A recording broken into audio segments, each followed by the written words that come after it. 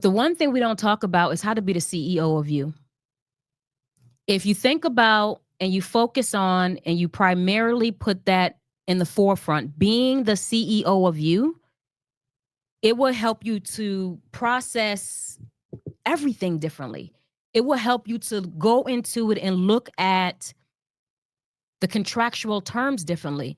But more importantly, it will encourage you to bring on the right team and individuals to put those extra eyes on a contract and not just try to do it yourself. And I see this a lot. You wouldn't focus on, I'm just going to sign this because I'm excited about what this opportunity is. CEOs don't do that because CEOs understand that fame fades, but ownership lasts. And CEOs focus on not trying to strike a deal with fame, but trying to strike a deal that's going to put them in the best position to own. So it is very important for athletes and entertainers, and of course, as a business owner, that's what you are, right? You're an entrepreneur, you're a business owner. What are you owning? And to be honest with you, as an athlete and as an entertainer, because you are the CEO of you also are a business owner. And the product and our service is what comes from you.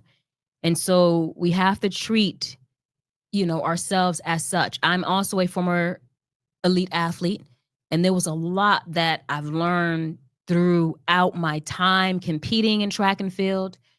I graduated from, the University of South Carolina, went on to compete for Nike, and then, a lot of things just morphed. And there's so much that I've learned during my time of my competitive years, more so off of the track than on the track. I learned a lot about the business side of sports. You have sports entertainment, you have sports the business. And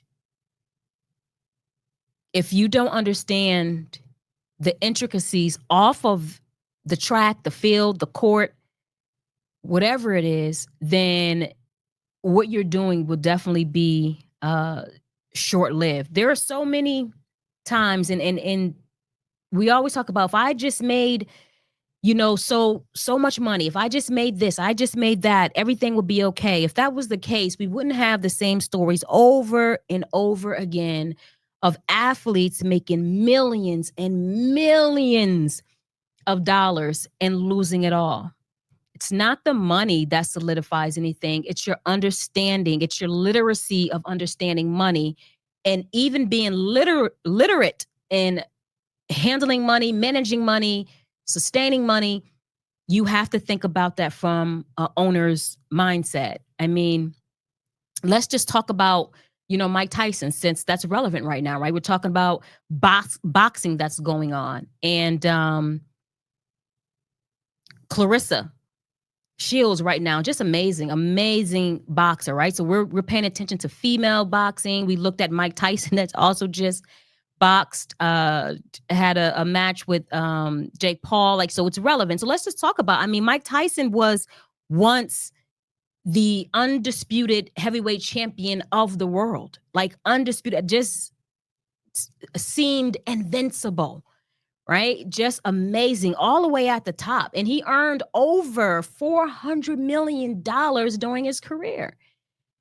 And for several reasons, I'm sure, right? Several reasons. I'm sure mismanagement, obviously, or there was no honesty in it, or was selfishness in it. Who knows? But whatever caused it, it had to be mismanagement, because if it wasn't, if things were managed, it wouldn't have been a loss. I'm sure lavish spending and, of course, legal troubles that drains people's pocket. He ended up declaring bankruptcy back in 2003, I believe, and owed a lot of debt, millions of dollars in debt. And this is someone, again, that earned millions and millions and millions of dollars. So it's not just the dollars that would just change people's lives. When you don't have money and we're thinking from a scarcity standpoint. We think, we believe that money is what's going to fix everything. And as they always say, money's not going to fix everything. What it's going to do is amplify more of what is there. So if there is a lack of an ownership mindset, having more money gives a person opportunity to amplify that mindset of lack of ownership.